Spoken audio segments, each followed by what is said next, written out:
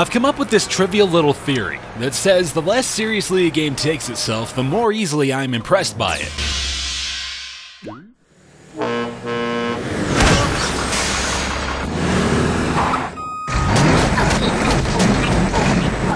Arkedo Studios has apparently overheard me talking about this and employed it in heavy doses, with Hell Yeah, Wrath of the Dead Rabbit, released September 26th on the Xbox Live Arcade.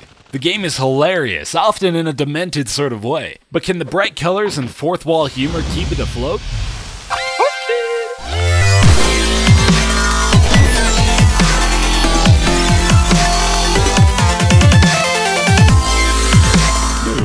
Hell Yeah enjoys your typical arcade game description. You play as Ash, the dead bunny prince of darkness, whose reign is put to scandal by his recently discovered duck fetish. 100 residents of Hell bear witness to the exposed hair, and Ash goes from prince to pussy in the blink of an eye. What's a dead rabbit prince to do? Quite clearly, brutally massacre the inhabitants of his kingdom until no more witnesses remain. And brutal just might be the understatement of the year. Ash's weapon of choice is a circle saw jetpack combo, which may just be the most radical weapon ever engineered and certainly leaves no bit of slaughter or mayhem to the imagination. As you move forward, you gain access to weapon attachments such as miniguns and rocket launchers, which are necessary to take down some of the more dangerous hell beasts. Once these creatures have been sufficiently weakened, Ash delivers the killing blow in the form of one of several WarioWare-esque minigames. The games are plentiful, ranging from 8-bit NES throwback summons to an on-the-spot gaming quiz. Quiz of Doom. Additionally, the creatures themselves are a bewildering feat of the imagination.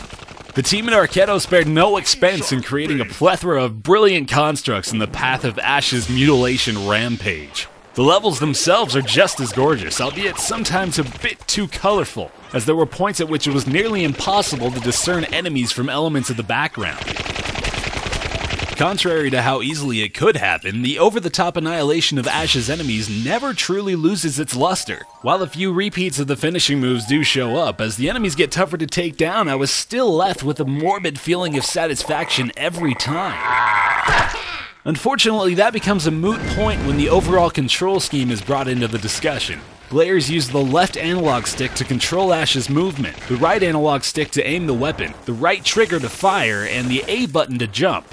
The astute among you have likely already come to the conclusion that this scheme sounds damn near impossible to come to grips with.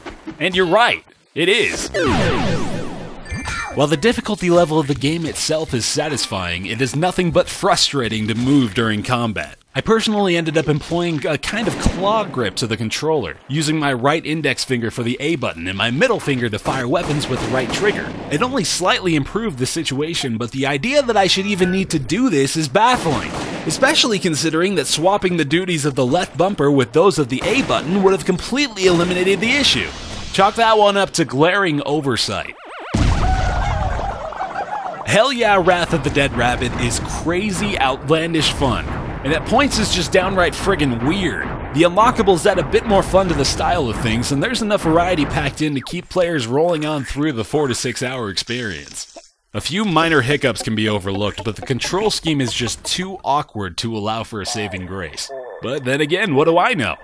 I barely played it.